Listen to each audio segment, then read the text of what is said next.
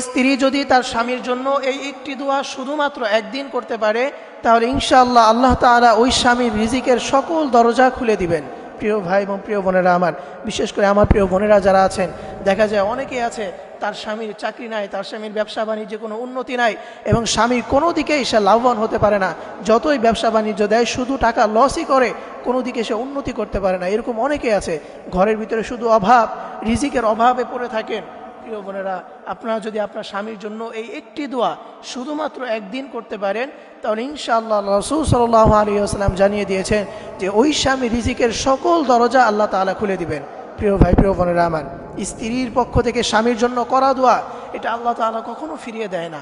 কোনো স্ত্রী যদি তার স্বামীর জন্য দুহাত তুলে আল্লাহ তাআলার কাছে দোয়া করে, তাহলে সেই স্ত্রী যদি নেককার হয়, 5 ওয়াক্ত নামাজীওয়ালা হয়, তাহলে তার দোয়া আল্লাহ তাআলা কোনোদিন ফিরিয়ে দেয় না। এই জন্য প্রিয় মা এবং প্রিয় বোনেরা আমার, আপনারা অবশ্যই ঘরের ভিতরে নামাজ পড়বেন। নামাজ না পড়লে দেখা যায় কোনো আমলই আপনার কবুল হবে না, কোনো আমলে আপনার গ্রহণযোগ্য হবে না। এই জন্য মা বোনেরা যারা আছেন, অবশ্যই আপনারা 5 ওয়াক্ত নামাজ পড়বেন। এরপরে আপনার স্বামী যদি কোনো দিকে অভাব থাকে, তাহলে আপনার স্বামীর জন্য আপনি দুহাত তুলে আল্লাহ তাআলার কাছে দোয়া করবেন এবং রিজিক চাইবেন। দেখবেন আল্লাহ তাআলা আপনার ওই স্বামীর রিজিকের সকল দরজা খুলে দিবেন। প্রিয় মা এবং প্রিয় বোনেরা আমার, এই একটি দোয়া যদি আপনারা করতে পারেন, সেটা কিভাবে করবেন? আপনারা সর্বপ্রথম অজু করে নেবেন এবং অজু করার পরে নামাজের স্থানে যেই জায়নামাজ বিছানো থাকে, সেই জায়নামাজে আপনারা বসবেন। এরপরে আপনি এই দোয়াটা হাতে গুনে গুনে 7 বার পাঠ করবেন।